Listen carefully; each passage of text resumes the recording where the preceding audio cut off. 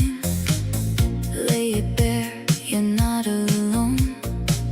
In this circle, you're at home.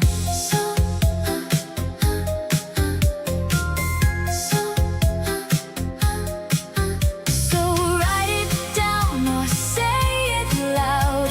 There's no shame in truth unbound. Laugh or cry, just let it fly. We'll catch your tears, we'll lift you high.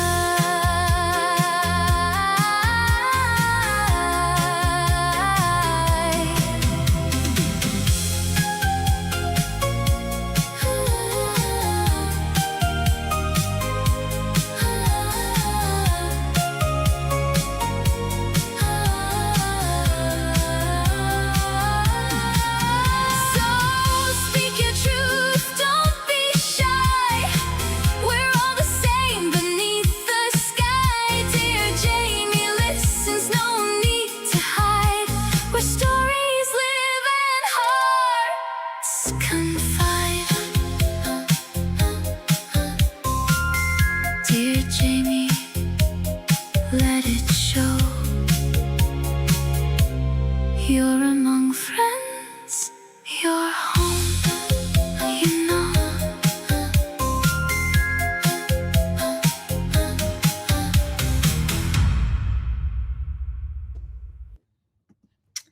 Y'all, it is going to be a fabulous, scandalous Saturday here on the Dear Jamie podcast, and I'm so excited that you're here for season 2, episode 3. We have a lot to go through tonight.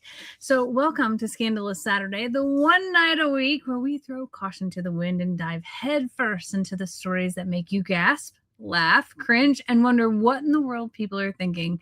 These are real stories from real people, anonymous confessions, shocking secret, impossible dilemmas, and plot twists you couldn't make up if you tried. Tonight, we'll read the letters, discuss the drama, and maybe even learn a thing or two along the way. We're not here to judge, at least not too harshly, and we're here for the conversation, the curiosity, and the reminder that life is often stranger than fiction. So grab your favorite drink, settle in, and prepare yourself, because this is Scandalous Saturday, and nothing is ever quite as it seems. Now, one disclaimer is this is not to be considered for anything other than entertainment purposes only. So let's get into it. All right, y'all.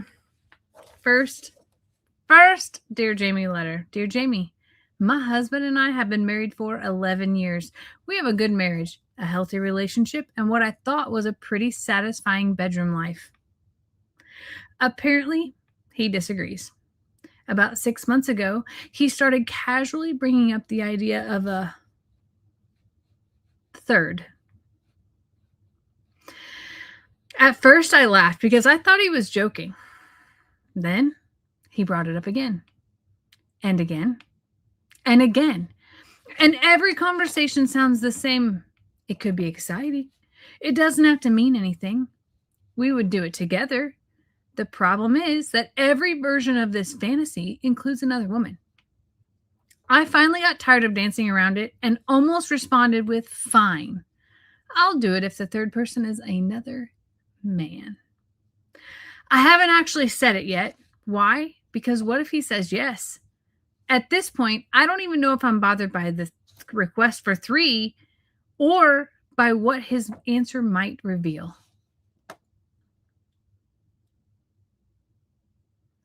Well.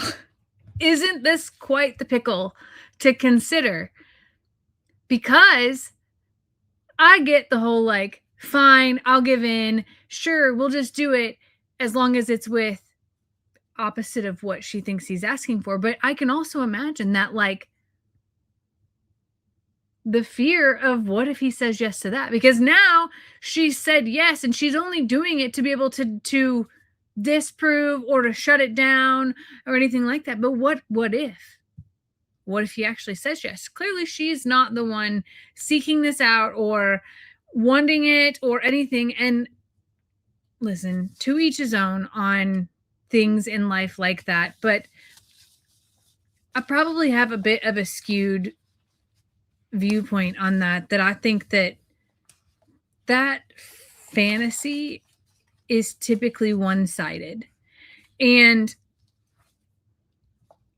I don't know that it's a lot of the feminine side that seeks that type of thing. From what I know, there is a way that women connect, and then there's also a way that men connect. And I'll just say this, that I find that people that have talked about this or that have ventured down this path, it has to be the most uncomfortable situation at first for one side. Like listening to her letter here. This is not her ass. This is not her dream. This is not, she's annoyed. She's 6 months into it and is like, what? No. And the husband, persistent as ever, like doesn't give up. So in her mind, I'll shut it down by saying no, but I won't say no. She's literally taking the yes if position that I have on many things in life. But she's also terrified of what if he goes through with that? Because what if he goes through with that? What if he says, okay, no big deal? Like all kinds of questions open up with that side of things. And then, I also have the question of around the fact of what if he's asking because he's already experienced. Like my mind, if that was me, would it automatically go to, what are you already doing that you want me to be okay with? Because seriously, what are you doing that you want me to be okay with? Or is he just being honest about his hopes, dreams, desires at that stage of his life?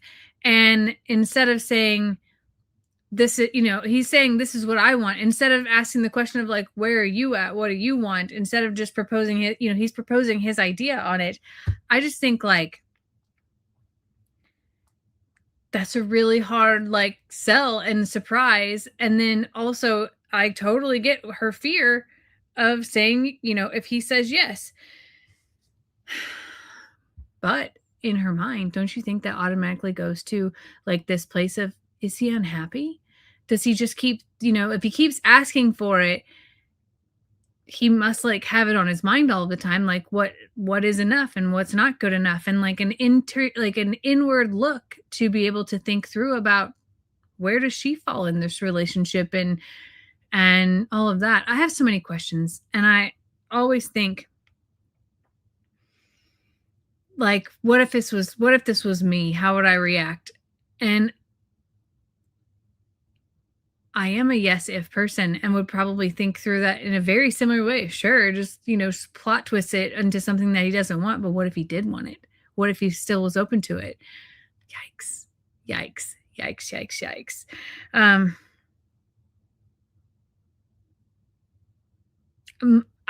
I think that you have to point blank say, I'm not interested in doing this, and talk through that. Because if he's bold enough to be able to bring it up and say, hey, this is what I'm looking for and this is what I want, it's okay that you don't want it. And to be, instead of just saying no and no and no and not giving him a reason why, I think it's really important that you tell him why. Hey, it makes me really uncomfortable. Or as a woman, I connect intimately, mentally, or I'm not interested in sharing, because I don't think that many people are.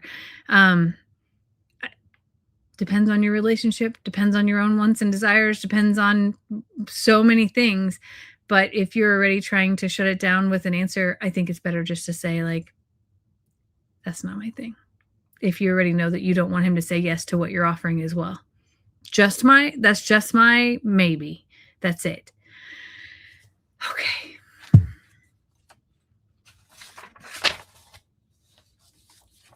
Story number 2.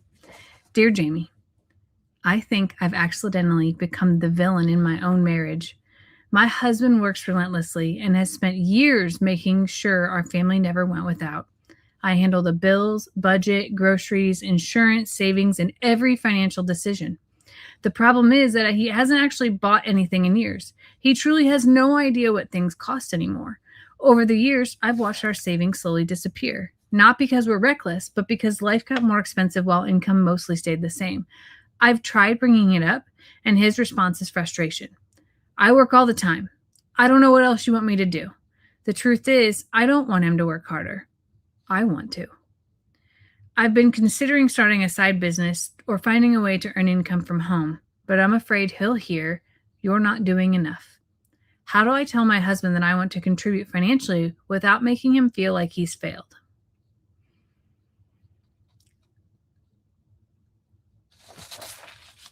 I have never had a situation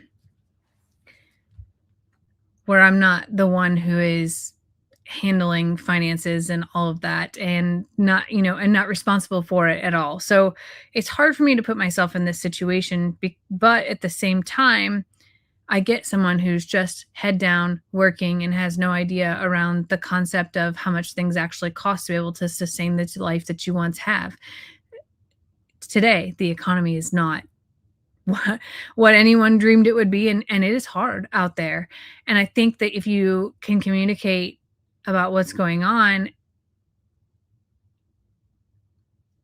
I think that maybe he'll understand. But I also think that no matter how you communicate that you're up for exactly what you said, that you are, trying really hard to not hurt his feelings. And if you've been married for that long and you have that good of a relationship, he may need facts to support it, and that might be the best way. It all depends on the person. I mean, for instance, Lester is not a man of take the time to research or all of that.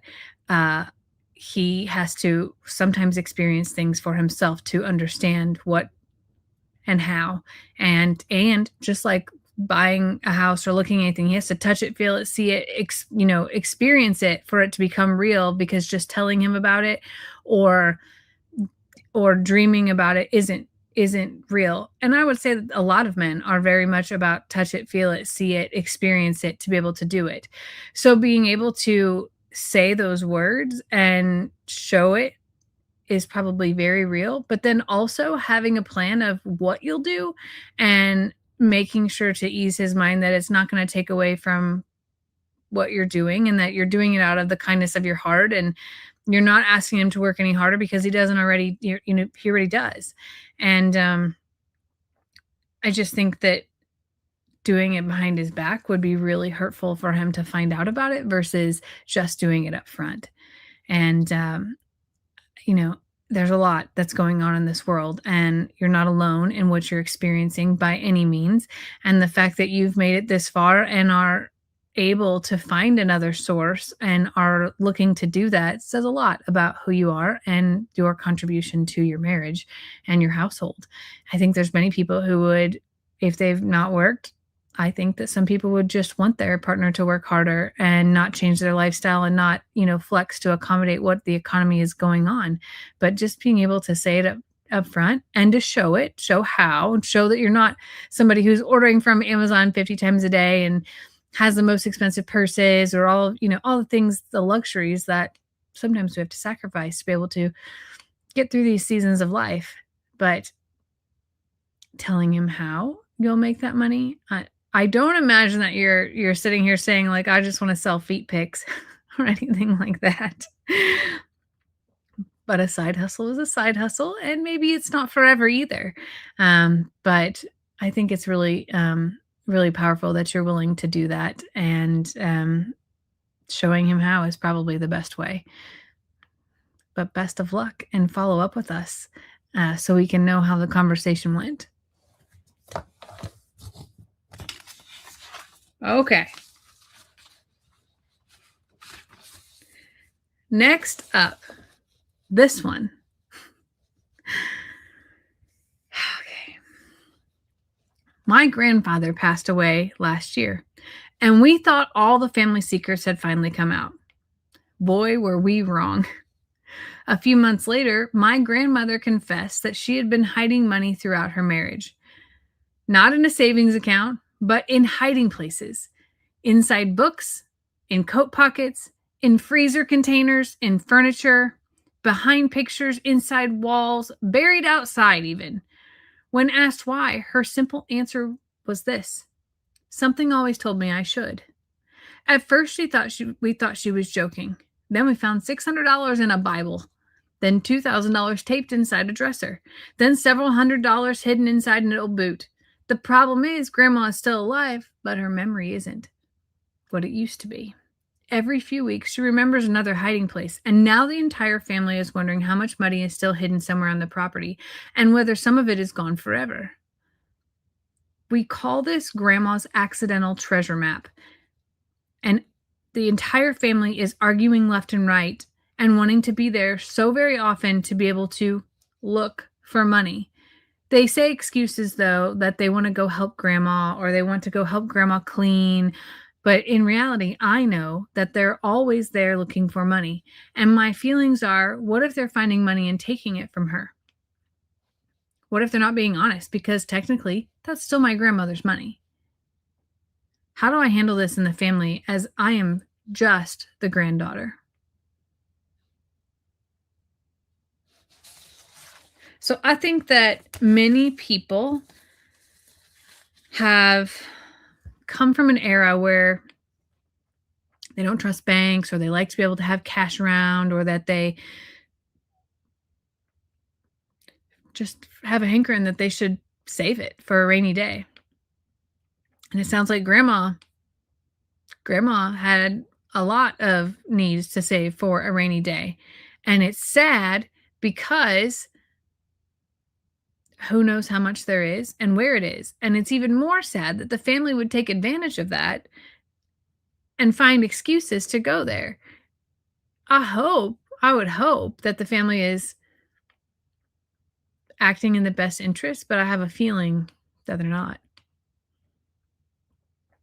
Now, there's legal resources for all of this, but spending the money to be able to get that legally drafted, and then who's going to enforce it? Because no matter what, it's still a piece of paper. And I think that I know she's the granddaughter, but I don't know what her position in the family is, meaning that is she looked at as an outcast? Is she looked at as the lead? And who technically functions as grandma's greatest support probably should take the lead at some point in time. And I realize that that money is hidden money and may never be found, because buried in the ground and in walls and taped inside dressers, like, I hope they haven't publicized it yet to where someone outside of the family has heard the story or the circumstance and is going to show up at grandma's house either. But I would think that someone is functioning as grandma's main caretaker. I hope so. Maybe it's the granddaughter after all. It doesn't say that. But if that's the case, then maybe it's important that the family sits down and has a discussion about how and what. And then worst case scenario, I hate to say it, cameras. Putting up cameras so that way that caretaker can. And I would also ask if this person has a will and a legal caretaker from that standpoint. And maybe it's an executor of the will or the estate, or, there's all kinds of things. But overall, it's just sad. It's sad that someone felt like they should have to hide money. It's also sad that before grandma could use her own money, that she's having some issues with her mind on top of it. And I think that, we've talked about many times in life about, would you want your body or your mind to go first? And that's a really hard thing, because if you're mentally there and your body can't physically keep up, or if your body is able to physically do all the things and your mind can't, then what? And I feel like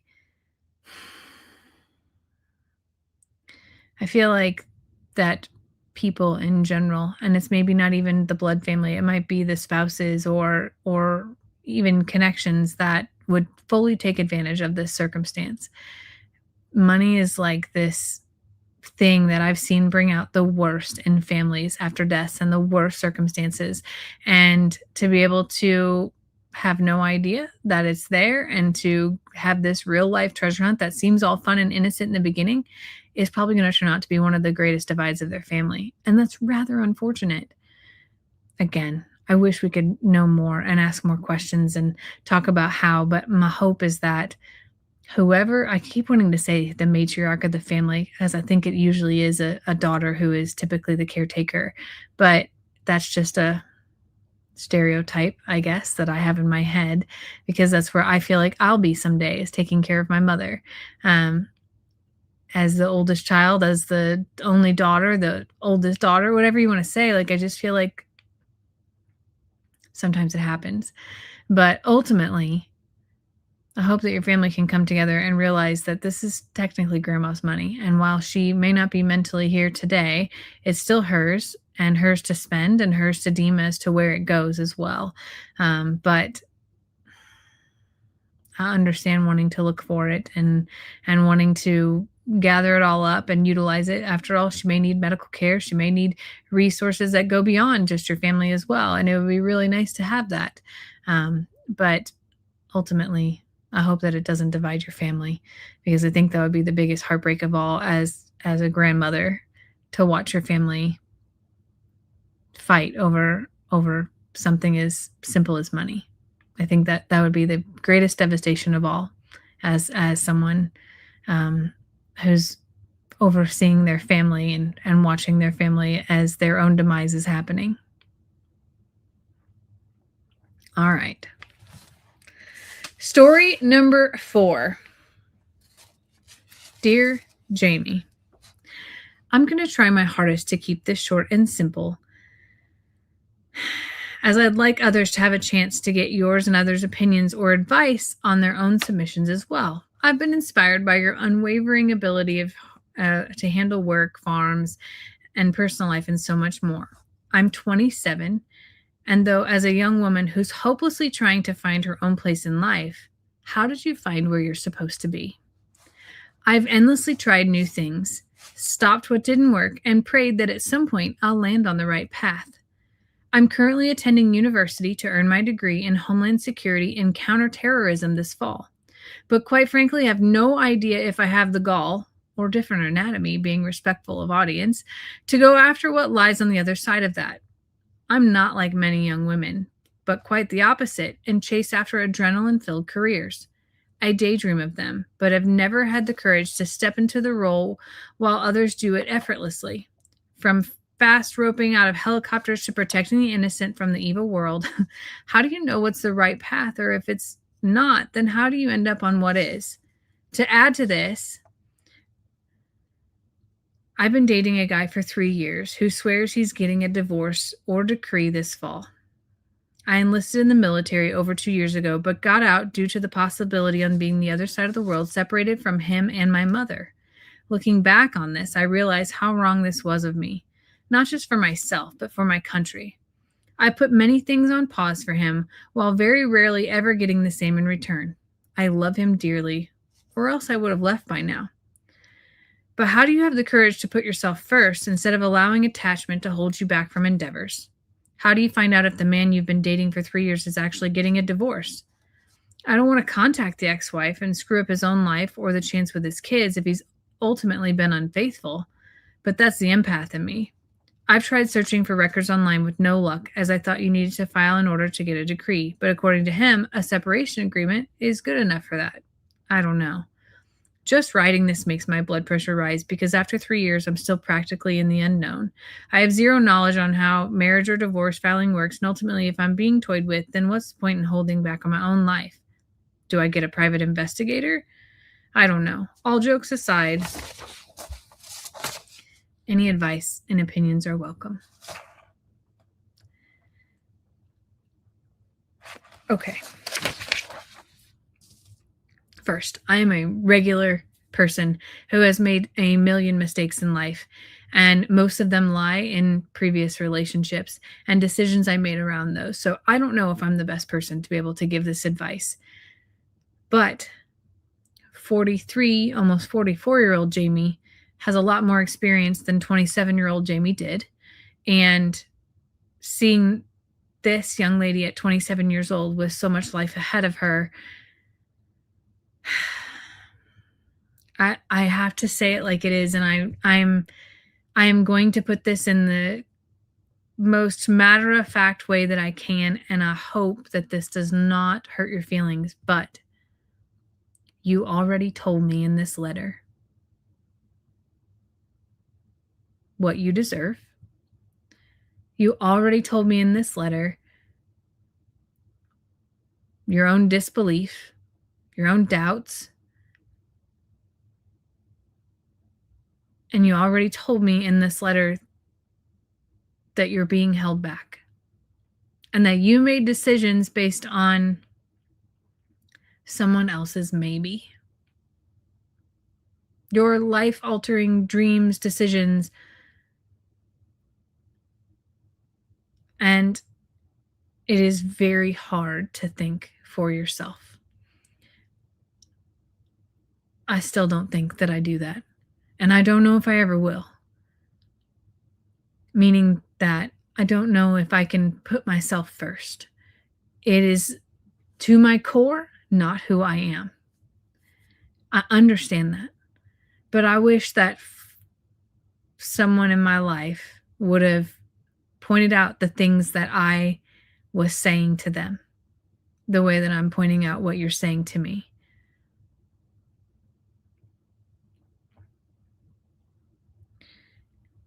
You have these dreams around adrenaline and high risk, high reward roles that are impactful and meaningful. And you start out with them, but when they come down to it, you don't move forward with it because you're letting someone else control your destiny, decisions, future. And whenever I think about the man who's married and says that he's going to leave, I hate to tell you this, but he isn't. He has the best of both worlds right now. He has a steady home life with children and a wife who has maybe an idea or maybe no idea that you exist. And whatever's not being fulfilled at home, he's getting from you. And unfortunately, leaving you at home wondering and waiting and letting time, your greatest currency, the greatest gift that we've been given, something we can only spend once, and he is stealing that from you. And that is a hard pill to swallow.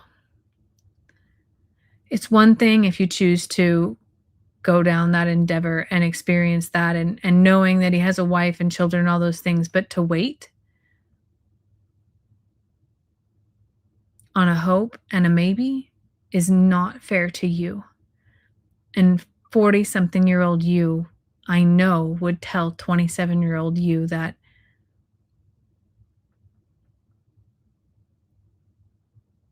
there is so much out there in this world for you to enjoy and to experience and to celebrate, and you can get the same adrenaline and rush from someone who loves you and cares about you and invests in you and wants to cheer you on in all of your ways. Everything you want to experience can be supported by someone who cares about you. Because unfortunately, while this man may care about you,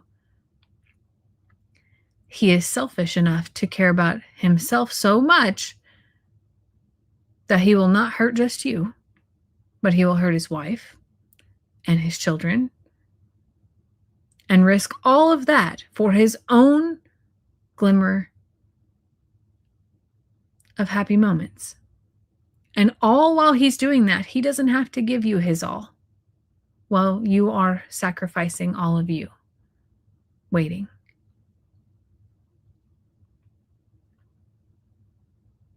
It is exhausting and heartbreaking.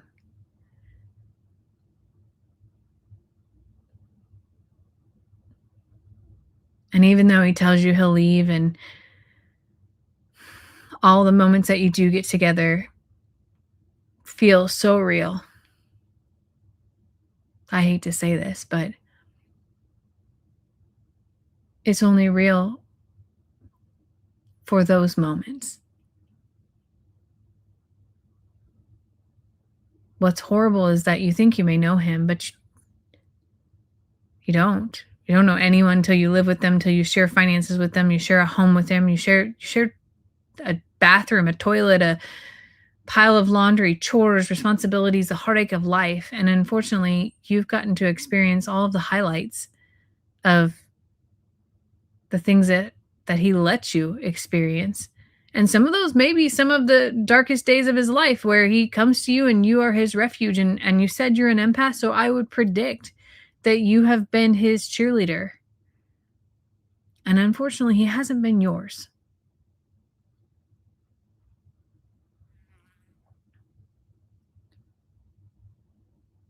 And as far as where I'm supposed to be, I don't know where I'm supposed to be. I don't think any of us ever feel like this is exactly where I'm meant to be and 100% sure, especially on the way to get there. I hope you also know that I am not a perfect woman. I have made great mistakes on the way. Things that I have regretted, things that I have wished I never would have put myself through or my son through.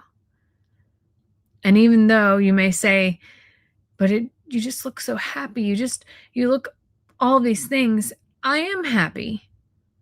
But happiness is also a choice. And I had to put a lot of experience in this almost 44-year-old body and heart and mind to be able to get here, to sort out all of those insecurities that I still have, and those uncertainties and those bad days and those bad choices in life.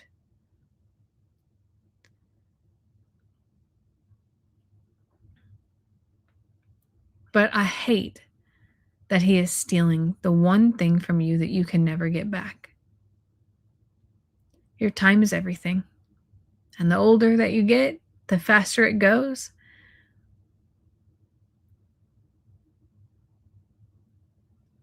And finding somebody who values that from you, not just when they're with you,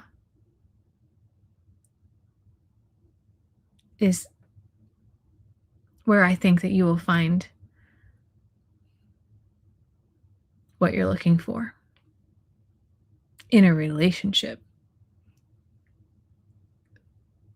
But giving yourself enough credit to follow through with your hopes and dreams,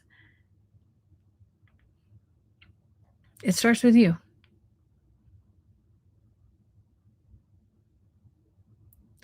Sometimes you just have to tell yourself, like, no more. I'm not going to let him have this for me. You wouldn't stand there and just keep giving him money. If he was standing on the sideline and you change the denomination from time to money,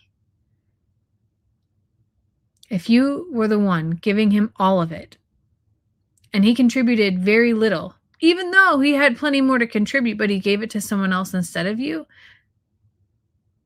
I think that you would see things a little bit differently. Because if he has $100, he's giving you $2, and 98 goes somewhere else. Even though, as a partner in a relationship, he owes you just as much as you owe him. And I'm sorry for you. And I know it's going to be hard. But you are enough, and you are worth someone's whole time and whole heart. You don't have to share.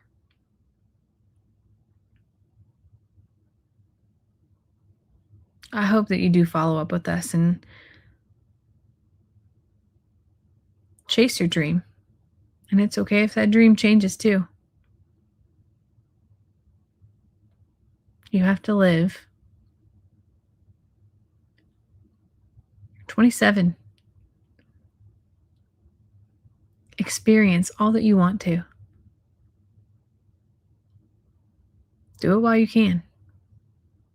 Life is way too short to wait.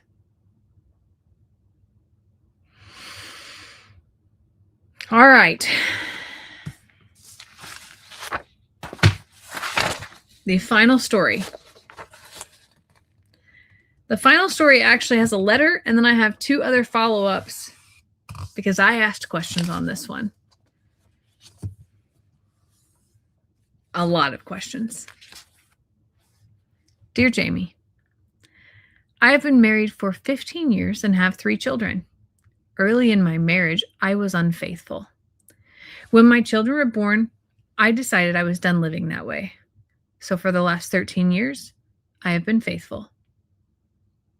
A few years ago, I joined a new law practice and became part of an executive leadership team.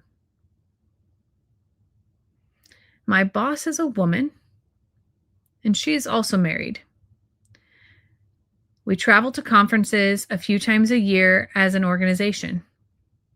However, a few months ago, we attended a conference together, just she and I. It was an entire week long. On the final night, after a very long week, she kept insisting we go to this silly piano bar. I said no. I was exhausted. However, she kept saying, please come, please take me, don't make me go alone. So here I was at a piano bar, a few drinks in, and she came on to me. I reminded her I was married. I also reminded her that she was married. Then I made a decision I've regretted every day since.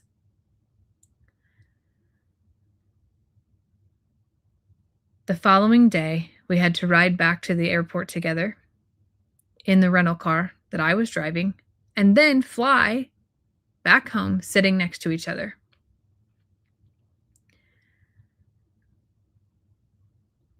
I told her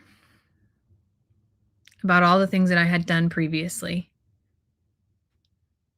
Why? Because I felt like she was a safe place. After what had happened, she was the very first person I'd ever confessed those things to. In reality, I was trying to make her feel better for what she had done to me, but ultimately, it has cost me everything.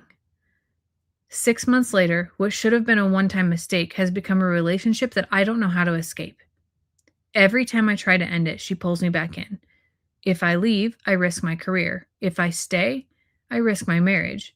And at what point does a bad decision become a trap of your own making?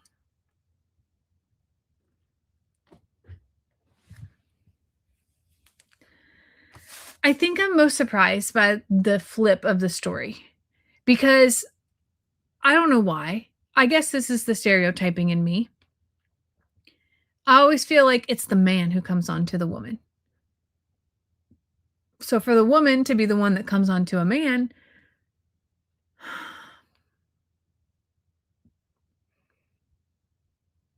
that to me is like an ultimate control mechanism. That is like a power hungry woman in my mind. So I asked questions, right? I replied back and I asked, like, by relationship, do you mean occasional physical things or do you mean full blown emotions, relationship? And he told me relationship, every part of it. And that every time that he tries to end it, a call out is made around everything that she knows about him. So she's literally threatening with blackmail of the story. Now, in his defense, this is a fireable offense. This is like a space of not only HR, but of their licensure, of her licensure, to be able to blackmail is illegal. Extremely illegal, especially in this circumstance. She is his boss, his superior. However, they're both adults.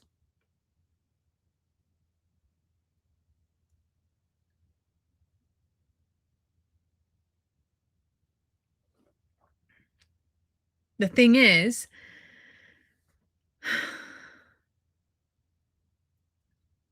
I don't know a way out unless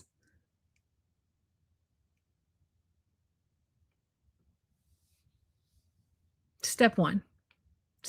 Let's back this party bus up. Step 1. You're married, you have children, You made mistakes early on, you course corrected, you put your head down, you did all these things, and then you let a woman, and I say you let a woman talk you out of that. Was it because you wanted to further your career? Was it because you were afraid of not being able to, continue with your career? Was it just a weak moment? Yes, it is a man. The writer is a male. I asked this question because I had more questions about that. Yes, this is from a man.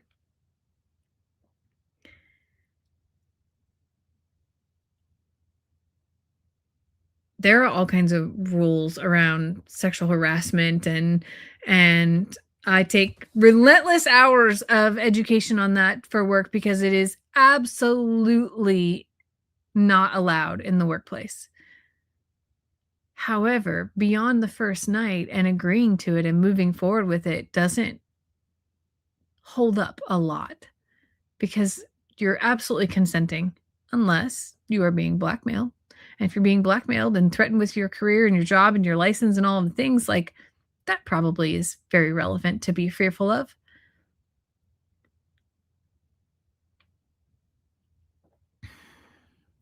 Rule number 1 in careers: do not date in the workplace. Do not engage in that type of activity because nothing good comes of it. Nothing.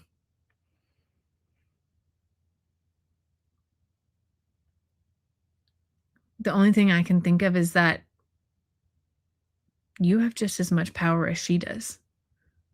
If she's married and this is her career too, wouldn't it just be easier to say, like, hey, I'm going to tell my wife about everything. I'm going to confess. And maybe you should do that.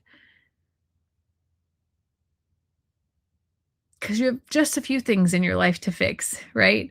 So, number 1, I hate the thought of cheating. In a marriage, you have kids and you're doing all, I hate it. I hate it so much. But I also know that it happens, and it happens a lot. But I think the thing that throws me off the most about this is that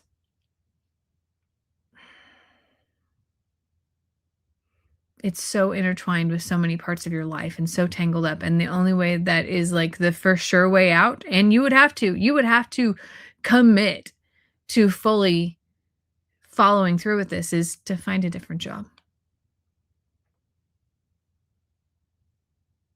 Because removing this woman's power is foundational for everything. And it sounds like she has a ton of power at work and a ton of power on the personal side now too, because she holds all of the ammunition of all of your stories. And she uses that power willingly.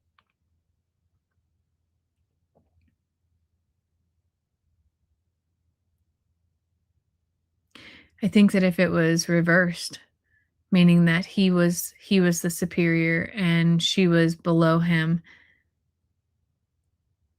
that the way we look at everything would be so different. The way that she looked at everything, the way that a court of law would look at everything would be so different. The way that HR would look at everything would be so different. But it's a plot twist in our mind because it's a woman who is doing this to a man. It shouldn't change the way we look at things, but I believe that it does. I also feel like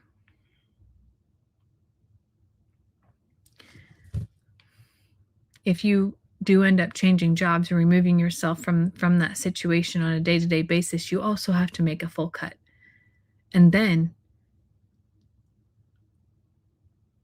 find a way to, if you want to, work on your marriage.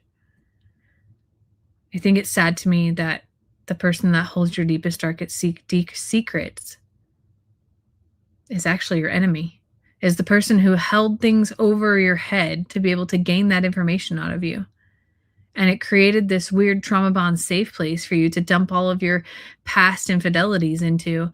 And now they hold on to that as power.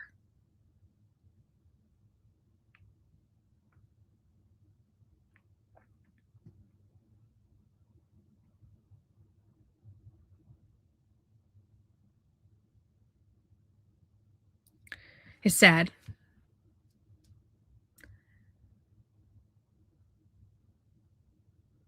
But it probably goes back to the same thing of what are you going to do for you?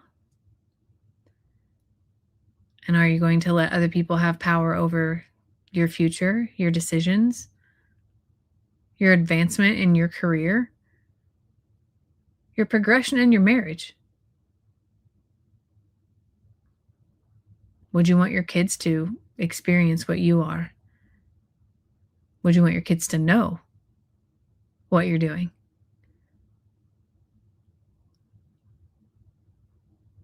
What if your kids find out?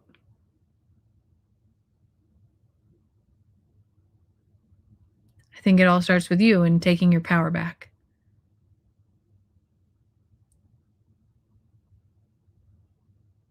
And ending it. She has everything to lose too. She has marriage. She has a career. But somewhere in there, you have to be man enough to be able to follow through with your decision too. It's very sad to me. And the more I learned about it, the more sad that I was for the wife, for the man, and even for the woman who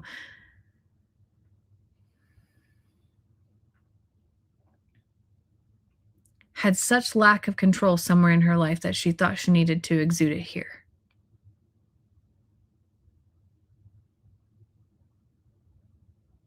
But I do think that this man needs to take his power back and go from there.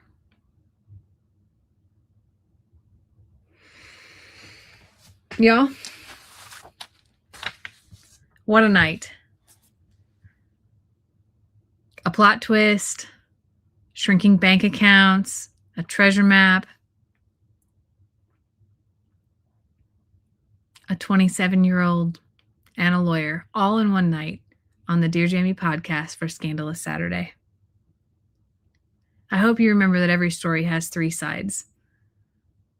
What each party said, and then somewhere in the middle of what actually happened. I thank you so much for joining me tonight on Scandalous Saturday on the Dear Jamie podcast, and hope to catch you next Saturday. Good night, y'all.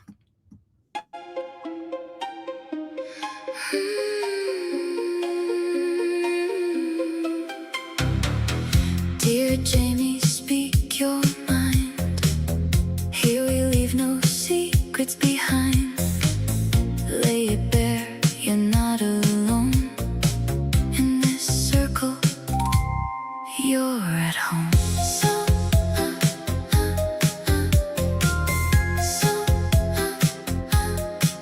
So write it down or say it loud. There's no shame in truth unbound. Laugh or cry, just let it fly. We'll catch your tears, we'll lift you high.